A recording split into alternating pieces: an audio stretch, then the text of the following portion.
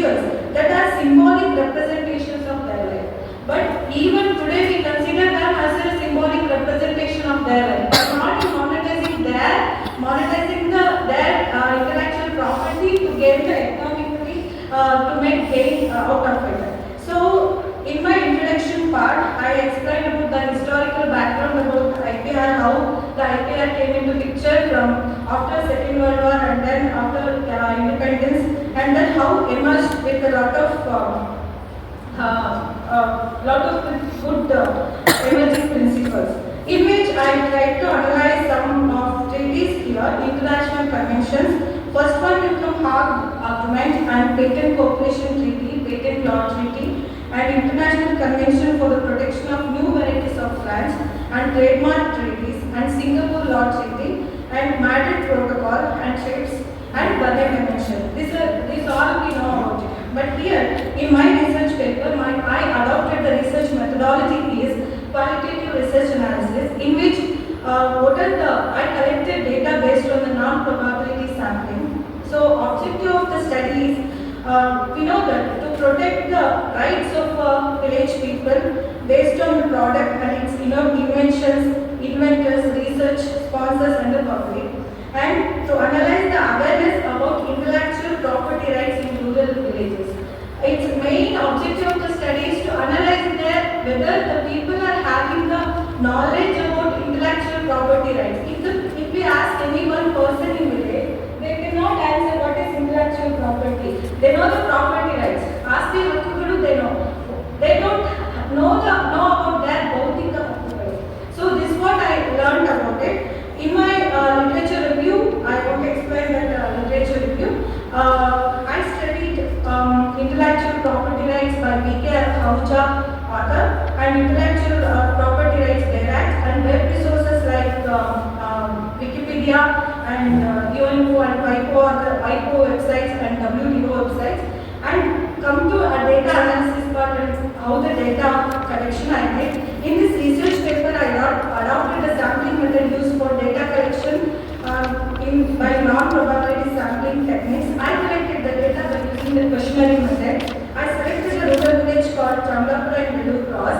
I given some questionnaires to some families and I distributed to selected farmers.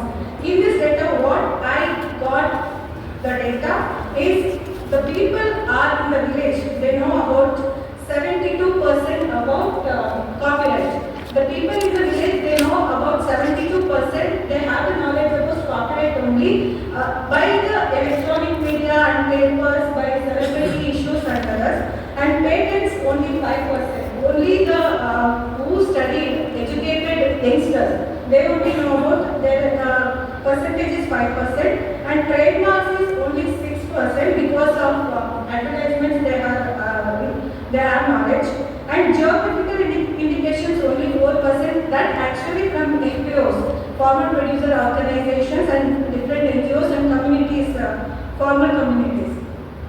And plant varieties from breeders. We know that there are some nurseries in the villages. Based on the nursery, they have the knowledge about plant varieties. And industrial designs, it's nearly 2%. The people have 2% of knowledge. Even some semiconductor and integrated circuit layout design, they have only 1% knowledge. This is the pie chart I made here to analyze the graphical representation of awareness of the people in one village. Based on that village, I analyzed how the rural India, based on the demographic futures, South India, North India, and Eastern states, and even in the Meghalaya, like the Himalayan region, how the intellectual property varies and diversified nature. So, in this, I analyzed difference between farmers' life and urban life. The urban people who live in cities, they have more knowledge about intellectual property rights, not in village people. And some people, some initiative by the government to make intellectual property rights in rural level. They are basically first program is awareness in India about GI, geographical indications by the production FPOs. Another program is one district, one product scheme. Under this, the people are got to know about GI geographical indications. And another scheme is upgrading the skills and training in traditional art and crafts of development, Ustad.